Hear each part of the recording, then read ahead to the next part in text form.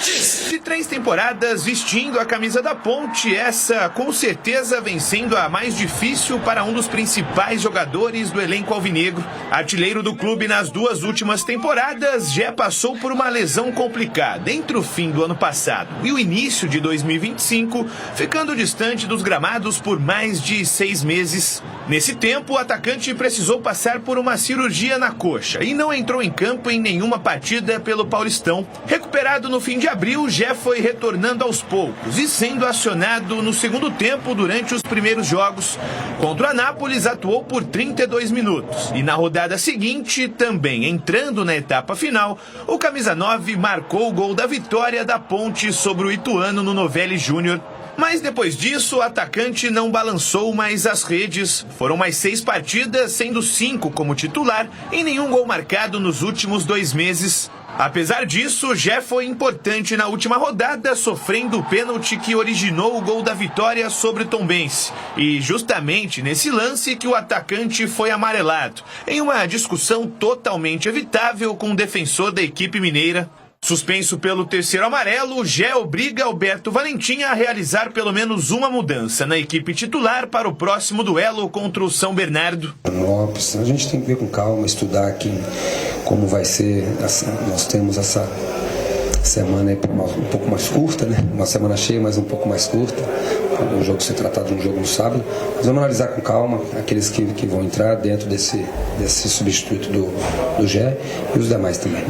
No setor oposto ao do atacante Gé, Alberto Valentim não terá problemas para escalar a equipe. Todos os defensores estão à disposição e agora resta saber se o treinador optará ou não pelo retorno do esquema com 3 zagueiros. Diferente do ano passado, o sistema defensivo da Macaca, agora com Alberto Valentim, vem chamando a atenção. Na Série C são somente 7 gols sofridos nos 11 jogos disputados e a 2ª melhor defesa da competição. Essa contribuição defensiva refletiu diretamente nas vitórias da equipe na competição, já que em 6 dos 7 triunfos a Macaca não sofreu gol. A exceção foi a vitória por 2-1 sobre o Confiança fora de casa. Com apenas mais uma sessão de treinamento, a Ponte entra na reta final de preparação para encarar o São Bernardo neste sábado às 5 horas da tarde no estádio 1º de maio. Na Série C não tem jogo fácil, né? A gente conversa muito sobre isso, não vai ligar também, que a gente falou, né? Que era um jogo atípico, que eles marcam individual. Contra o São Bernardo também vai ser o jogaço, né? O Fletcher tem a estratégia dele, a gente vai saber o que vai fazer no jogo hoje, né? Durante a semana foi falado, mostrado em vídeo também. A gente vai com força total para fazer um bom jogo, né? Que Deus quiser, ele saia com a vitória, então com um ponto que é muito importante pra gente. Bem, vamos falar da Macaca, jogo 5 da tarde, sábado. A transmissão começa um pouco mais cedo, tá? Às 15:45. Estarei no comando, na narração, com os comentários do CH e do Gleger Zorzin. Vinícius Abarca estará lá no 1º de maio para fazer as reportagens para a TV. E o Breno Beretta estará para fazer as reportagens pela Rádio Bandeirantes. É um jogo importante, veja, o time do São Bernardo, estava dando uma olhada, ele empata pra caramba, ele tem 4 empates. Tem 4 vitórias e 4 empates. Então a Ponte não joga, sempre amarra e espeta lá um gol e ganha. E o São Bernardo também joga para empatar. Ou seja, isso aí está dando indicativo de um jogo terrível, né? Prenúncio de 0-0. Para a Ponte é bom. Ótimo. Fora de casa, contra o São Bernardo, bom resultado. Se for assim, vamos torcer para que não seja. Claro que não, né? E para não ser dessa maneira, né? Como está indicando que será, tem que acontecer um gol logo no começo. Mas o que você está falando é um indicativo muito forte. Que aconteça isso mesmo. E tem outro aspecto. São Bernardo tem uma dificuldade monstro para fazer gol, né? Monstro. Empata pra caramba. Se colocou com precisão. Então, Gleger, tá comentado, ó, jogo do final de semana na Ponte, sábado vai ser 0-0. Mas tem uma grande chance disso acontecer. Eu desejo que não. Desejo que a Ponte desempenhe, jogue bem, vença o jogo fora de casa. Mas pelo jeitão, né? O treinador deve colocar mais um zagueiro mais uma vez. Que está errado. Eu penso diferente de futebol, mas respeito o Valentim. E o mais importante é não perder, né? O ideal, ganhar, o bom é empatar, mas não pode perder, Gleger. A Ponte tem um aproveitamento de 83% jogando fora, né? Sim. Aproveitamento muito alto. Agora, a partida realmente é muito difícil, né? E cada jogo tem uma história. Mas olha, Batista, eu vou dizer, dá para acreditar que a Ponte possa se dar uma espetada. Por que eu estou falando isso? Vamos supor que ele entre aí com uma variável. Tem essa possibilidade que o CH disse, dos 3 zagueiros, que aí traria o Léo Kovic na esquerda e o Arthur fechando como terceiro zagueiro. Mas tem a possibilidade também de ele vir com o Toró, que já é um jogador que tem mais, por exemplo, o Toró é mais veloz do que o Gé. Características um pouco diferentes. Velocidade. Tem o Jean Dias, né? Tem o Elvis, que é um cara que a hora que tem a bola faz o time andar. Não sei. Eu acho que se tiver que alguém ganhar esse jogo é a Ponte. Mas o empate, olha, seria um resultado maravilhoso para o time de Campinas. Tem uma possibilidade aí que a gente ainda não debateu. Qual? Ele não colocar o Léo Kovic de começo. Por o Sérgio Rafael e manter o Arthur na linha avançada. Isso pode acontecer também. Pode acontecer. E pode também... Não é o que eu faria, não, tá, eu sei, pode, exatamente. Pode acontecer também, ele adianta um pouco o Gé para fazer um falso aliás, o Elvis, e traz o Serginho ali na armação. Exatamente. E aí mexe pouco no time. Você só adianta o Gé... O Elvis, né? jogar como falso 9. Caramba, o Elvis... Você adianta o Elvis para fazer a função de um falso 9, que ele tem qualidade, está um pouco mais próximo do gol, e o Serginho particular.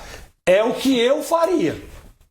Isso eu faria, mas eu acho que ou essa possibilidade dos 3 ou o Toró. Então escale a Ponte que você faria. Maguinho, os 2 zagueiros, o Wanderson, o Emerson e o Arthur. O Cândido. Dudu. Serginho. E tem o menino lá, o Everton Brito. E na frente, Elvis e Jean Dias.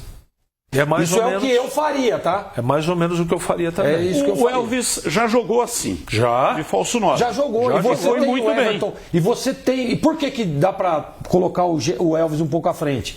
Porque tem o Everton Brito que traz uma certa articulação pro time também. O Serginho também. Né? E o Serginho também. Entendeu? Então você ganha com a qualidade do Elvis próximo do gol. Com qualidade. E a velocidade do E Jean com Dias. influência do jogo, né, Gleger? Um pouco maior. Porque o Elvis, ele é genial, né? Na assistência, tudo, mas a dinâmica do jogo dele é um pouco mais lenta. Com o Serginho, Everton Brito, Dudu e Cândido, eu acho que fica um meio campo inteligente, rápido, que tem característica pelo fato de jogar fora de casa. E aí que é uma outra alternativa, que é nesse time aí, eu quero estar um pouco mais na retaguarda aqui. Mais reservado. Traz o Lucas Cândido, porque o Serginho já faz uma função no segundo volante em alguns momentos também.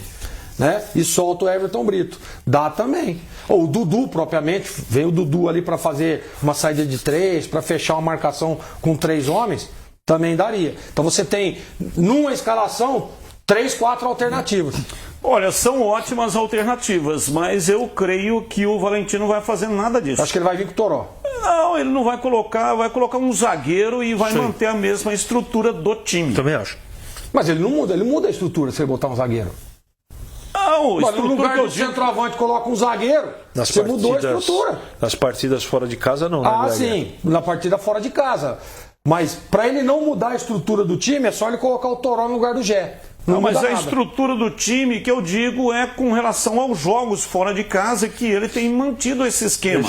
Um esquema mais precatado, né? Mais um cinturão de marcação ali. É verdade. Se der certo e espetar o gol, ótimo, excelente. Se não der certo, empata o jogo em 0-0.